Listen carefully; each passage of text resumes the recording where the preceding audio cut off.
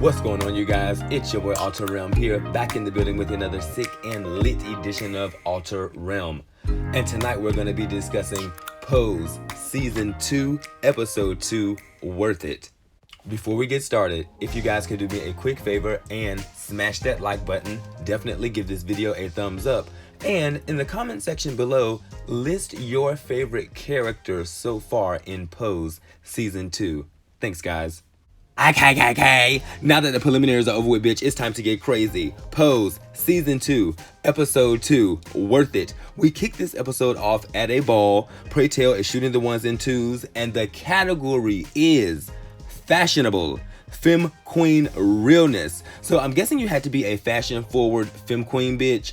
But anyway, in this episode, Lulu slays the girls with a fashion forward type of pinkish bluish with a little bit of white sprinkled in, like lavender type of tutu. She's serving the girls like I don't know what I'm doing realness, but bitch, in the midst of everything, bitch, she has a plan as Tutu unravels coming out of the tutu, but somehow the tutu has like a stand or like weights or something under it, bitch, and the tutu is able to stand in place, and Lulu literally walks out of the tutu, serving the girls 70 pinup doll realness as she slide on those glasses, bitch. And actually, Lulu, that comes out of the tutu, bitch, takes a trophy, bitch. I think it's one of her first trophies for this season of Pose in the House of Ferocity, bitch. Her and Candy is holding it down. What can you say?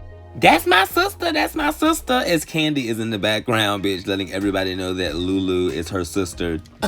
Clearly, Lulu is snatching trophies, bitch, and the House of Ferocity is getting noticed. But we do see Elektra in the background, bitch, lurking, you know, spying on the girls as usual.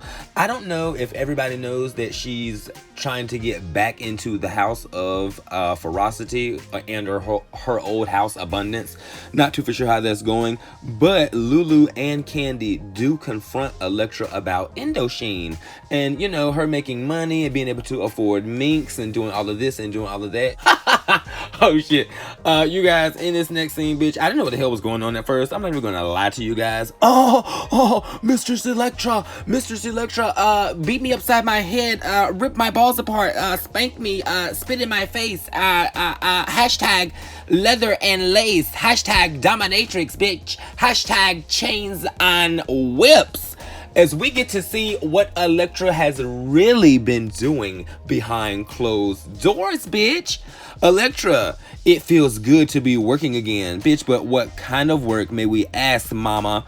Mama's bringing in extra coins, but bitch, she is in all leather and black lip with a whip while she's doing it, bitch. It looks like Elektra is back in the red light district doing the same thing that, well, not actually the same thing that Angel was doing, but doing a little bit of the same type of work that Angel was doing in season 1. And this is how the girls have been making their coins. Okay, Elektra. This part was very, very interesting to me, how Elektra and her girlfriends in the dressing room made the comment that Elektra saying she made more money in 4 days than she'd ever made in her entire life.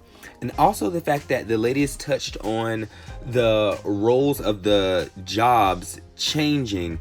For instance, it went from blowjobs to hand jobs, and she's talking about with the onset of AIDS and everybody being scared of contracting AIDS, HIV. And she was saying that the men were actually scared to feel love and scared to feel pleasure, and it has switched to being a thing of the men suffering through pain. So they're feeling their pleasure through pain, meaning the chains, the whips, getting their ass kicked, getting spit on, getting dehumanized, and things of that nature. Yeah, whatever you're into, bitch, whatever floats your boat, bitch, no shade. In this next scene, you guys, we have another bonding moment between Blanca and Angel once again, as Angel is trying to bring Blanca up to date, bitch, and into the era of fashion. We need the girls to be fashion forward, bitch, and Angel is very much that. She has the look, she's the cover girl, bitch, and so she's trying to bring Blanca into that mindset, because Blanca is used to being clocked, and she expresses that, you know, when she goes into clothing stores and when she goes into to buy different fashions for herself, she really doesn't take the time to look at what size it is or look at whatever it is or go in the dressing room to try it on, she's grabbing things and running in fear of being clocked. And so we also learn in this segment that Blanca is trying to get a storefront. She's trying to open up her own nail salon, bitch, okay, because of what the last lady did in the last episode with her whack ass. So Blanca is trying to pursue this damn loan shark about getting a storefront. And so Blanca and Angel are gonna work on the girl's looks so that she won't get clocked. Okay, KK, work, Blanca, bitch. I'm gonna want first month's and last month's rent plus security deposit. In this next clip, I don't even know this lady's name. I don't even want to know her name, bitch. Only because of her attitude, bitch, and this whole type of character, period. We're just gonna call her ass the loan shark landlord with her whack and prejudice and racist ass. Talking about who she only rent to and talking about she only rent to people lighter than her cousin after a damn tan or her aunt or somebody. But anyway, bitch, Blanca gets the shop. After much convincing, bitch, she tells the lady that she is Dominican. The lady thinks that her lineage and her heritage of people are hardworking people. Blanca gets the shop. She has the money. Blanca tells the girls that she's been saving up for a very, very long time. And Blanca's looking good. I don't really know if that was high fashion for the time in that cheetah print with that hair like that and that makeup like that. But hey, she looked really, really good. She was giving the girls beta sex kitting. Now she's ready to go do nails. Sad part about this whole thing is how it all came into agreement, bitch, via a handshake. No paperwork, no smoke signal, no Morse code, no text, no writings on the wall, bitch. Anybody take no pictures with no Kodak. Nothing. I mean, it was just literally a handshake and word of mouth, and you know that does not stand in court, bitch. It don't stand now in 2019, and I'm pretty sure in 1990 or 1995 or whenever the era was for this episode, I'm pretty sure the same standing was for them, bitch. You need documentation. And the lady, she just really gives me mobster crime wife, and how she even acquired her buildings won't even on no legitimacy or nothing anyway. She got them via divorcee. So it's just like, girl, this lady just really gets on my fucking nerves. I'm sorry, you guys. For the start of this next segment, I'll just say, welcome back, whore. Ricky is back, bitch. Y'all know how I feel about Ricky since season 1, bitch. Ricky is a whore, honey. Okay, we saw he was interacting with those girls at the dock, and this thing done going on off to tour for what, a whole summer, a whole semester, or what have you, girl, and who knows what has been going on, bitch. But the girls start off having sex right off the gate. Damon got the room decorated, decked out, got sheets all over the place, bitch. There's really clearly no privacy going on here.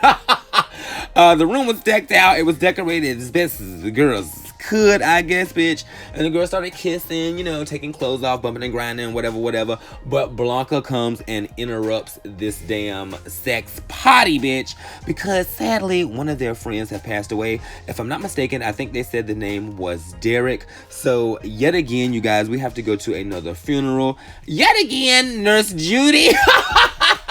Yet again, Nurse Judy is popping up, bitch, out of no fucking where, bitch. She remind me of Randy Orton, bitch. RKO. Out of nowhere, bitch. It's Nurse Judy. Nurse Judy out of nowhere, bitch, asking Blanca about taking her meds, bitch. And it's some type of trickery, some type of wording within this. I'm not too for sure if I understand this about this whole thing about people not feeling worthy that they should be taking medicines, or people not being worthy about them wanting to live. What the hell? I'm pretty sure they don't want to die. I'm pretty sure they ain't just saying, oh, well, I deserve AIDS. I'm just going to live on the rest of my years. I deserve this. So I'm just really trying to make the connector between Nurse Judy asking Blanca if she felt worthy of taking the medications, if she felt worthy of living. I just really didn't get that. I mean, if she was deserving of the meds. But anyway, in this next segment, I kind of saw red just as Angel did, so you guys will have to forgive me because I didn't get to jot down too many notes, as Ricky and Damon and Chubby and Lamar whack asses skipped Derek's funeral, bitch. They didn't even go to the funeral. Angel And Blanca confronted them, you know, saying that you guys just didn't go to the funeral because you didn't want to see someone your age be in a coffin. You didn't want to see somebody so close to you and what you were doing and your lifestyle be dead. And they tried to throw it off and play it off as this whole thing about them doing what she told them to do and go down to somewhere to go and do something. But they ended up actually voguing. I think it was a bar. They ended up actually voguing and getting free drinks as they were getting life off of, I guess, the regular straight community, other people in the gay community acknowledging that Vogue is pretty cool. Everybody's starting to do it now, and so the girls were getting free drinks. And Ricky made the point of white people noticing them and what they do all because of Vogue. And Vogue being on a bigger, grander stage. Meanwhile, bitches, we are back at the House of Ferocity. Hashtag our house, our menu, our rules, bitch. As Kandi is setting Elektra straight all left and right. And it's true. I really do feel like it's about time this has happened to Elektra once again, bitch. Because Elektra is just the head bitch in charge no matter what and what situation, bitch. Whether she got on La Perla, whether she got on Gucci, bitch, or whether she got on Mizrahi. It's just like, girl, she thinks she is just the baddest bitch. And I love Kandi's energy, bitch. I just love the way Kandi is always setting her straight. As the girls are eating, bitch, and Lulu is preparing Slim Fast for dinner, honey. The girls are, you know, just trying to be really, really cordial, bitch, and be nice and even let Elektra come into the house, bitch. But once again, bitch, Elektra is complaining about closet space. And this thing is just complaining about the food and everything, and the girls have had it. So I guess Elektra has a moment where she realizes that, you know what, bitch, I just can't make it with any and everybody, and I just can't keep on going from house to house, hopping back and forth. So Elektra establishes in that moment, bitch, that she is the one and only Elektra, bitch, and she rips the tablecloth clean off the table with all the Slim Fast and I guess what little bit of popcorn was there. So Elektra is starting her own house, bitch, and she's gathering the best of the best talent. We're back at another ball, and once again, we have the girls giving us Anglo-Saxon cunt. As I guess the category is tell your best story, bitch, or tell your bedtime story. I really don't know what's going on here. But Poppy and Angel were giving us Romeo and Juliet as they acted out the whole little scene there. And then we have the House of Ferocity give us Cinderella.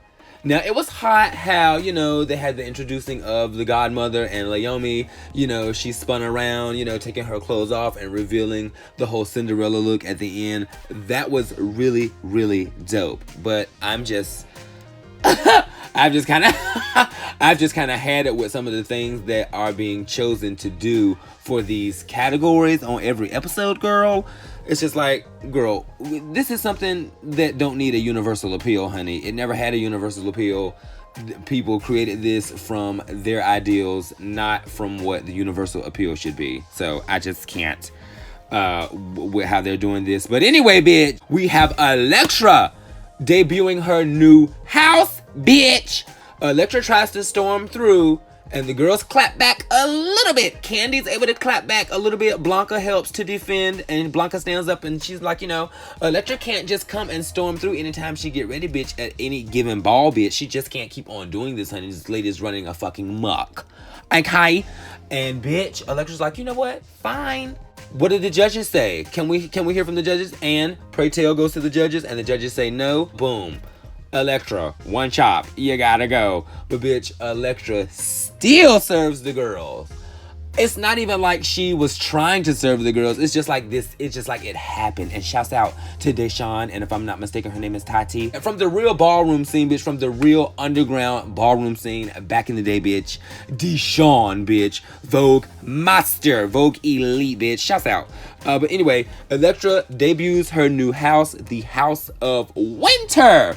Now the thing about this editor-chief of Vogue and all of these things, I really don't know if that's what the house was named after back then. I thought the girls would have went with the House of Aphrodite, the House of Givenchy. Bitch, the House of Dupree, the houses that were actually back in the day. I don't know what's going on. I don't know if the houses have been copyrighted and can't be used, bitch. But anyway, girl, we ain't made no mention of Willie Ninja yet. And my feathers are starting to get ruffled, bitch. I'm starting to get hot under the collar. If anybody's the editor-in-chief of anything around this bitch, honey, we're gonna need to include Willie Ninja. And that's all I'm gonna say about this segment, bitch. So apparently we're at the same ball, bitch, and Damon is up at the bar, bitch. And honestly, you guys, I thought this was some guy, some lame, just trying to come and pick a fight with Damon. But we later learned that Ricky was unfaithful on the tour. Bitch, did I get that correctly? Hold on, let me look at my notes. Did I get that correctly, bitch? So Ricky was unfaithful. He played around, he messed around on Damon, bitch, and I guess this guy is just making it known to Damon that, hey, everybody else knows, I'm thinking that you should know too, bitch. Ricky's a hoe, and we slept together. And so, yeah, you guessed it, bitch. They were tussling and bustling, bitch. They got into a fight about this whole thing, and Damon actually confronts Ricky about, having sex with somebody else on the tour. And Ricky's just trying to brush this thing off as if this is one of those things that Damon is getting oversensitive about. He's saying that Damon is always jealous and Damon is always jumping to conclusions. And so once the guys get back home, this is when the shit really hits the fan. They get into a full-blown argument, and Poppy and Angel are in the background trying to get tea and trying to spill tea while Poppy's asking questions about the backup dancers all being gay. Lord have mercy. But anyway, bitch, we learn in this segment that Damon and Ricky have been having unprotected sex, bitch. It is just like this show is just ravished, bitch, with HIV and AIDS, bitch, at every turn. Nook and cranny at every corner, bitch. And so Blanca clearly gags about this whole thing, bitch. I was gagging myself, bitch, because I just thought that Damon would have been a little bit smarter than that. I thought that he didn't do that. But hey, as I said, y'all, welcome back, whore. Ricky is the whore. He's the whore of the hour, bitch. So in this next segment, you guys, we're at the Loan Shark landlord's house, and apparently she's having some interview for some upstanding work she's done, which is all a damn sham and a lie. Like I said, really won't try to pay too much attention to this character, bitch. As a reviewer, bitch, I should have been, but my apologies, bitch. As we have a family member come over to the house in a velour tracksuit. I don't know if this was her brother, uncle, cousin, or one of her henchmen, bitch. But clearly, girl, these girls are up to no good, as the landlord, Loan Shark, is sitting on that couch in that hot ass fur with those dogs on her lap. Her cousin Vidi Vici has seemed to drop the dime on Blanca, as he is telling her, bitch, you need to stop trying to judge people so much, and you need to stop looking with your money, bitch. You need to look with your eyes, bitch. That is a man, okay? So she tells her cousin or the henchman or whoever he is, bitch, well, we got to get her or him out of there. We got to get them out of there. I don't do business like that. Give him the money back and get him out of there. So apparently, bitch, Blanca is still not real enough. Back at the house of Evangelista, Blanca is spilling dish and telling Pray Tell everything about how the Loan Shark landlord played her. Mind you, this was via a fucking handshake. So Blanca seems to be out back right now. Then she spills the beans on Damon and Ricky's situation. She tells Pray Tell exactly what's going on, and Pray Tell comes up with the idea of, look, bitch, you are mother. You have to be the guiding light, so to speak. You need to tell them what you're really going through in your life. You have to set the example, bitch. You have to tell them. And Blanca comes to this realization that, he's right. I'm living for myself. I'm living for my children, bitch. I am house mother, and I have to tell them what the fuck is going on, so that in turn they can wake up and they can make better decisions. Hashtag squatters' rights, bitch. We cut back to a scene where Blanca is back at the shop, bitch. She is back at her nail salon, bitch. She is not letting that building go, bitch. We cut back to a scene, bitch, and Blanca is back at the place, bitch, and we have who pull up, bitch? The loan shark landlord. She pulls up telling Blanca, you know what, bitch, you gotta go. And Blanca gags the girls, bitch. Blanca went and lawyered up, bitch. And she tells the girls, bitch, I have squatters' rights, honey. You're not gonna do this to me, bitch. And it's other people that you've done this to, bitch, and it's not happening here. You're not gonna gentrify the whole block, bitch. You're gonna give this Dominicana, Latina, Mexicana, Spaniana, you're gonna give me a chance, bitch, okay? And there's absolutely no shade. So Blanca is standing her ground, bitch. She's fighting back, and the lady, she's just like, do you know how many lawyers I got? Do you know what I've done, bitch? Do you know who I am? And Blanca's like, well, bitch, I've had more beatings than you've had breakfast, bitch. Bring it! Oh, you guys, this next segment, well, actually, in truth, these next couple of segments really had me tearing up at the end of the Pose episode here, toward the end, excuse me. We're sitting at the house of Evangelista, bitch, at the dining table, just like they do every episode when they have their family dinner, bitch. Blanca shares her information with the boys. At first, you know, she sits them down and she pulls out a cucumber and a condom, and everybody's horsing around, everybody's playing around and everything. Angel, she already knows Blanca's situation. Nobody else knows. And Angel kind of snaps, telling the guys that, you know, bitch, y'all need to get it together, bitch. Y'all need to pay attention and y'all need to take this serious. And so she turns to Blanca and she's just like, tell them. And this is where things start to take a turn, bitch. And this is where my heart started beating, palms getting sweaty, bitch. I didn't know how the boys were actually going to take this next scene. And so, young, black, gay, and poor, Blanca tells the boys how she not necessarily ruined her life, but how she gave her body away in '83. Telling the boys that the only way she could find love was with her body. She would go around to bars, to clubs, hooking up with random men, and in turn, not knowing their name, not knowing who they were, and not knowing anything about them, she still felt a sense of love coming from them when they would interact and when they would mess around and or whenever they would have sex. And she told them straight up a couple of times that she did not protect herself and she did not use her condom, and thus today she is HIV positive. And so within this scene, you know, there's kind of like this very, very sharp silence, and you can see Poppy tearing up, you can see Damon's face drop, and it's just like, wow, she actually told them. But shouts out to motherfucking Poppy, bitch. He shows her mad love. He's crying, he gets up, he goes to her, you know, he consoles her, and he's just like, look, we're not gonna let shit happen to you. You've always been there for me, you've always been here for us, bitch, and it's time for us to be here for you. And he vows to protect her, bitch. Even if she gets one little sniffle, they're gonna do whatever they can do for her. And boom, bitch, you better believe it, we cut to the next scene and Ricky and Damon is in that damn clinic, honey, getting tested, bitch. And do I blame Damon? No, cause Ricky, we don't know if you lied, but bitch, if you didn't lie, okay, that's fine. Let's just go, bitch. Let's just go see what's up. You say you didn't do nothing. Let's just go and see what's going on. So there must have been a 6-month to a year period since the boys have seen each other. No? 3 months at least? I don't know, bitch. As we are at the clinic, bitch, and Ricky comes out with a negative result, and I'm guessing Damon got a negative result, as we did not really get to explore that.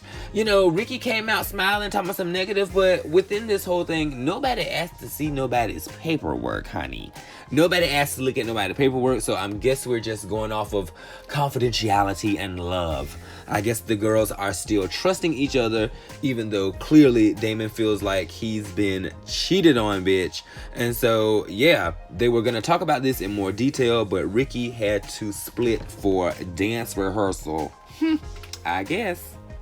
Come on, pray tell, bitch. As we're at the last ball of the night, bitch, we're at the Eros ball, bitch, giving you passion, love, sex, lust, desire, bitch. Hashtag treat yourself with dignity, bitch. Everybody deserves love. You are deserving of love, bitches. As the category is calling for high fashion in feathers. At least I thought Blanca killed it as she came up with this black number. She had a little dress with a little embroidery going across the breast, some little like wings, some little silk, some little satin wings and shit going in the background with those little feathered boas and all that stuff. I didn't really think it was enough feathers, but I thought it was enough to get her through. But the girls received a 7. Oh, the judges was crucial with their scores back then, honey. Oh my god, y'all. Shouts out to Kandi, bitch. This has got to be one of my favorite characters in the show, bitch. Kandi is giving us all types of realness, bitch, as she goes and snatches some wings off the back of somebody, girl, some cardboard wings, bitch, and she go out there and tries to walk this category, bitch. Clearly, they're calling for high fashion in feathers, bitch. Ain't no high fashion nowhere in sight that Kandi got on, bitch, and the wings that she went to go grab, bitch, are cardboard. House of Ferocity, one chop, bitch, via Pray Tell, bitch. That was so funny, bitch. The House of Winter comes through, bitch, with a devastating performance, bitch, with a devastating production, bitch. The girls has given us a dash of silver, a dash of white, and a dash of pearl, bitch. As the House of Winter comes out, Deshawn, the girls giving us Vogue extras, bitch, for the production. The girls are coming out serving you face, serving you triple threat body, serving you all the fashions, bitch. And once we get to the end, bitch, we have Elektra. Now, I'm not trying to be too, you know, occultic with this or everything like that, but I'm guessing she was supposed to represent a deity, bitch, Aphrodite, Hathor, somebody like that, but I'm not too for sure. But she definitely popped out of that pearl in silver with her wings. Her wings were paper mache as well, bitch. They were not real feathers. So I'm trying to see how she got through for that category too. But either way, bitch, it was Elektra, bitch, and they won that category. She is still snatching trophies throughout all of her despair, bitch, throughout everything that's going on in Elektra's life, bitch. She is still snatching trophies. But at the end of this segment, Blanca gets a massive shout out, and she gets massive love poured to her as Pray Tell shouts out that, you know, Blanca is fighting for herself, she's fighting for the community, and she's fighting for girls like you as she is going through a legal situation right now. She's trying to get a nail shop, and we need you girls to support her. So the ballroom scene, you know, the community definitely shouts Blanca out at the ball, bitch. They're clapping for her, they're standing for her, and it makes her feel good. And you know, Pray Tell is just really professing his love and his friendship to her and for her, and he did this in front of everybody at the ball, and I thought this was really dope. Side note, can't forget that we had Chubby and Lamar house hopping asses flocking fluking back to Elektra, begging her if they could be back in the house. If I was her, I would have told their asses no. But anyway, bitch, we're backstage, or we're in the dressing rooms, bitch, or we're somewhere within the facility, bitch, but Damon and Ricky are having a serious conversation, bitch. Damon pulls Ricky to the side, just letting him know that, you know, I need to love myself more. I need to explore more. I need a break. You lied, bitch. I don't really think it's any bouncing back from this, and I just want to learn to love myself. I lost that guy along the way, having unprotected sex, bitch, and I'm just not here for it. And so, you guessed it, guys, Ricky and Damon break up. Yes, Damon calls this whole thing off, and Ricky's just like, oh, what about me? Fight for us. And that's the classic fucking line a whack ass nigga like him would say. No shade, no tease. That word may have slipped out my mouth, but you guys, you have to forgive me, bitch. Hit that like button and hit that subscribe button, bitch. No shade, bitch. Ricky talking about some fight for us. Bitch, you supposed to have been fighting for the relationship. You're supposed to have been doing all of that, bitch. I just cannot believe that even came out of his mouth, bitch. But yes, the girls break it off in this scene, bitch. And I'm just really ecstatic. I am happy for Damon. And then again, too, I'm really curious to see just what Ricky is going to do. If he is still going to be a character within this season of Pose. So in this last segment, before actually closing out the episode, we have Nurse Judy stopping by Blanca's house. Well, it's actually not like a stop by. Nurse Judy was actually invited by Blanca. As Blanca sits Nurse Judy down, she tells her that she's afraid and that she's scared, but she's thinking about starting to take AZT. And when this happened, I'm just like, oh Lord, here we go. I revert back to what I was thinking from the first episode last week when she was saying that, Pray Tell actually told her that, people were dying from it. It was not healing people. It was not curing people. In fact, people were dying faster. And so that is something that has stuck with Blanca, but I'm guessing she is over that fact, and I'm guessing some of the things that Nurse Judy has said to her have sinking in, and she's absorbed them differently. And so now she's thinking about taking AZT. Do I agree? No. And I'm just going to be honest, just like the girls found out information today, I do think that this information was available back then, but it was in the beholders of the wealthy. You really had to do a lot of digging to find out the information. But then too, you have case study, and you could definitely look at record to see what was going on with other patients that were taking AZT. So yeah. She pops a pill, bitch, in this episode, bitch, and my jaw dropped, and she's with Nurse Judy, and I'm guessing in this segment they have accomplished something great, and we start to pan off into the last little bit of segments until the show ends, where Blanca actually has her first customer in her nail shop. A girl is coming looking for some acrylic, and Blanca's just like, wow, you're my first customer. And so this is really, really exciting to see. It gives you the sense of a fresh start. Everything's happening great. Blanca's fighting back with this whole squatters' rights thing and her lawyer. She's taking AZT now. She's getting her health in order. She's got her house members behind her. She's confessed to her having HIV/AIDS, and things are really seeming to look up in this segment. Then we flash to Elektra moving into her own space, getting her own luxury apartment, bitch, / loft / condo, bitch, / townhome, bitch. You never know what Elektra, bitch. She's just getting it, bitch. We have Damon starting his Vogue classes over at the YMCA and or the shelter. Can't remember which one that he was supposed to do his classes at, but I think it was the YMCA. We have the girls all at a family dinner. Blanca, Pray Tell, Poppy, Damon, Angel. Ricky is not there. Ricky is gone. And Poppy slightly hints to the fact of him maybe becoming a winter or maybe going to another house. And so, we end this episode on a good note. I really think that Poppy and Angel's relationship is developing more, but I just don't think that they have released this yet in a episode to us, that they are actually in a relationship. As we also have Poppy and Angel at the dock, at the pier, taking photos, and Angel is serving you, bitch, Naomi. She's giving you different poses, bitch. She's stretching, she's bending, she's flexing for the camera. She's posing, she's voguing, bitch. And they're just having a really good time together. And you can see the chemistry building between these two. And it's like they're almost in every scene together. And so, yeah, this was a really, really good closing segment to this episode of Pose. Hey, so thank you guys so much for hanging with me for this recap, review, bitch, highlight, shits and giggles episode of Pose Season 2, Episode 2, Worth It. Pose airs on the FX channel every Tuesday night at 10 o'clock Eastern Standard Time for this specific season.